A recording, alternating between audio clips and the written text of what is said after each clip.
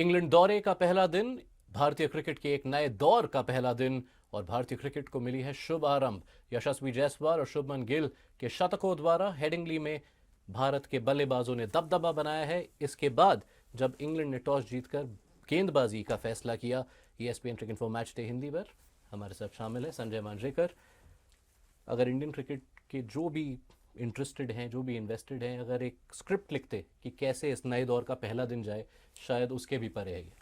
जी, और पिछले कुछ 10 सालों में किसी भी टीम ने, विजिटिंग टीम ने पहले दिन लीड्स पे इतने रन नहीं बनाए। और ये एक बहुत ही युवा रॉ एक बैटिंग लाइनअप है। और हम कह रहे थे रोहित विराट नहीं है तो क्या होगा, तो ये भी हो सकता है। और ये दर्शाता है कि इंडियन क्रिकेट में डेप्थ है। अभी इस T20 के ज़माने में इंडियन क्रिकेट में अगर डेप्थ हो T20 क्रिकेट की, तो आप समझ सकते हैं, क्योंकि सबसे एक rich best league in the world IPL है। लेकिन टेस्ट क्रिकेट और टेस्ट बैटिंग में भी डेप्थ है। ये इसके लिए दाद देनी होगी इंडियन क्रिकेट कल्चर को, कि इस T20 वर्ल्ड में भी टेस्ट क्रिकेट के लिए मेहनत करने वाले यंग बल्लेबाज भारत के पास है। और उस कल्चर के दो बड़े सितारे जायसवाल गिल दोनों ने पहले दिन पर अपना स्टैंप छोड़ा है। यशस्वी जायसवाल, आप उम्मीद कर ही रहे थे सीरीज के पहले भी कि जिस तरह ऑस्ट्रेलिया का चैलेंज उन्होंने सक्सेसफुली कंप्लीट किया था उसी तरह इंग्लैंड में भी करेंगे। क्या काम आया उनके लिए? देखिए, T20 में 160 170 के स्ट्राइक रेट से बल्लेबाजी करते हैं, लेकिन टेस्ट क्रिकेट में हमने देखा ऑस्ट्रेलिया में भी डिफेंसिव भी खेल सकते हैं, इंडिया में भी खेलते हैं। तो जब डिफेंस करते हैं तो बहुत ही सही करते हैं, करीब बल्ले के बैकफुट पे पूरी तरह जाते हैं, ऑन दी अप कम खेलते हैं। थोड़ा स्क्वायर कट मारने का शौक है, लेकिन वो कैलकुलेटेड रिस्क लेते हैं। तो उनको पता है कि शुरुआत में क्या करना है, क्या नहीं करना। और जब अपने आप को रोकते हैं तो ऐसा उनको महसूस नहीं होता है, कि बेचैन नहीं होते। जैसे पुजारा डिफेंस करते हुए बहुत ही हैप्पी होते थे, उसी तरह यशस्वी जायसवाल उतने एक्सट्रीम डिफेंसिव प्लेयर है नहीं। लेकिन हमने देखा कि लंच के बाद कुछ 42 पे वो बैटिंग कर रहे थे, और 40 मिनट तक उनका स्कोर केवल 45 कुछ था, लेकिन खुश थे। तो ऐसे खिलाड़ी है T20 अटैकिंग प्लेयर, लेकिन समय बिताना पिच के ऊपर उनको पसंद है। और बड़े शॉट्स तो है, लेकिन उसके बीच जो डिफेंसिव तकनीक और बॉल छोड़ने का तरीका है, यह सबसे प्रमुख कारण है जिसकी वजह से ओवरसीज में इनके रन्स बन रहे। बस से वो पहला सत्र, वो पहले 20-24 ओवर जो जायसवाल और KL राहुल ने काट कर निकाले, प्राइसलेस। जी हाँ, क्योंकि याद कीजिए India New Zealand border Gavaskar trophy, कैसी दिक्कतें भारत को हो रही थी न्यू बॉल के साथ, और जब जल्दी विकेट गिरते तो फिर नीतीश कुमार रेड्डी को बचाना पड़ता था इंडिया को।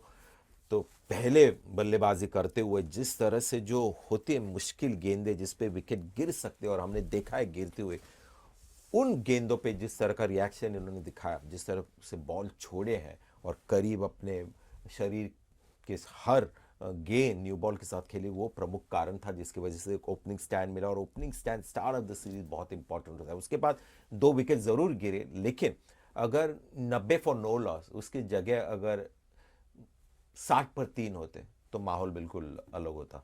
जी हाँ, right at the stroke of lunch 2 wicket तो मिले इंग्लैंड को, जिनमें से एक थे डेब्यूटेंट साई सुदर्शन।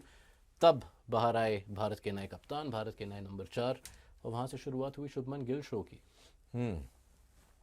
और देखिए, शुभमन गिल ऐसे कैरेक्टर है नहीं, और हमको भी नहीं लग रहा था, किसी को भी नहीं लग रहा था कि कप्तान हो गए हैं अब थोड़े से नर्वस होंगे और एंक्शियस होंगे। चिंता सिर्फ यही थी कि ओवरसीज में अभी तक उन्होंने अपनी छाप छोड़ी नहीं। इंग्लैंड में खेले 3 बार, लेकिन डिफेंसिव टेक्निक में थोड़ा सा प्रॉब्लम हो था। तो टेक्निकल लिमिटेशन लग रहे थे, टेम्परामेंट बिल्कुल नहीं लग रहा था, क्योंकि वो हमने काफ़ी देखा है एज कैप्टन बैटर। तो आज जो उन्होंने 2-3 चीज़ें जो उनकी है, यहाँ पर बॉलर्स उनको अटैक करते हैं, जिस तरह से उस उन चीज़ों को उन्होंने बिल्कुल उस पर वर्क कर दिया। जो आगे वाली गेंद स्टंप पे होते, उस पर पैर निकाल के सीधे बल्ले से खेलना है, ऐसे नहीं। और ऑफ स्टंप के बाहर कभी कभी ऐसे छेड़खानी करते हैं, और 20-30 रन के बाद जो आउट होने की उनका एक ट्रेंड बन गया था ऑस्ट्रेलिया, उस सब पर उन्होंने काम किया। और लगता है जैसे सेलिब्रेशन जो हमने देखा, कि अंदर से बहुत ही एक भूख थी उनको प्रूव करने के लिए कि मैं तैयार हूँ और मैं ओवरसीज में भी रन्स बना सकता हूँ। तो ये एक दूसरे युवा खिलाड़ी हैं जो टेस्ट क्रिकेट से बहुत प्यार करते, सम्मान देते, और शायद वहाँ पर भी उनको बहुत एक बड़ा नाम करना है। इंग्लैंड की गेंदबाजी और टैक्टिक्स पहले दिन काफ़ी ठंडी रही। जी, हम उम्मीद कर रहे थे बेन स्टोक्स अपनी अलग अलग ट्रिक्स निकालेंगे, जिस तरह से साई सुदर्शन को उन्होंने आउट किया, लेकिन कहीं ना कहीं मुझे लगता है कि थोड़ा सा हताश हो गए स्टोक्स, पिच को देखकर, वेदर कंडीशंस को देखकर, और उनके 3 सीम बॉलर्स बिल्कुल साधारण लगे, और उनसे और कुछ निकालना मेथड्स के द्वारा, फील्ड प्लेसमेंट से थोड़े से रियलिटी चेक मिल गई बेन स्टोक्स की। ये एबिलिटी का इश्यू है, प्लान्स का नहीं या परफॉर्मेंस का नहीं। बशीर भी अभी तक नेथन लायन के तरह नहीं है कि फर्स्ट डे पिच पे 4-5 विकेट निकाले, उनकी बॉलिंग में भी ज़्यादा धार नहीं था, तो कहीं ना कहीं उन्होंने सोचा चलो ये दिन अपना है नहीं, लेकिन ये 5 दिन का टेस्ट मैच है। को मद्देनजर रखते हुए ये 350 के स्कोर को 500 550 की रेंज में ले जाना भारत के लिए अनिवार्य।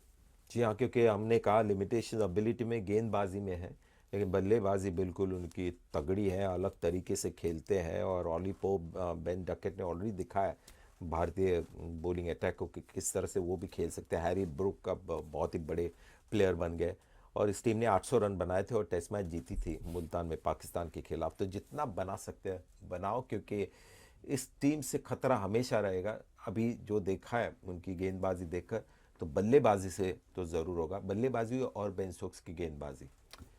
मानरेकर, आपके वक्त के लिए हेडिंगली का पहला दिन भारत और भारत के बल्लेबाजों के नाम।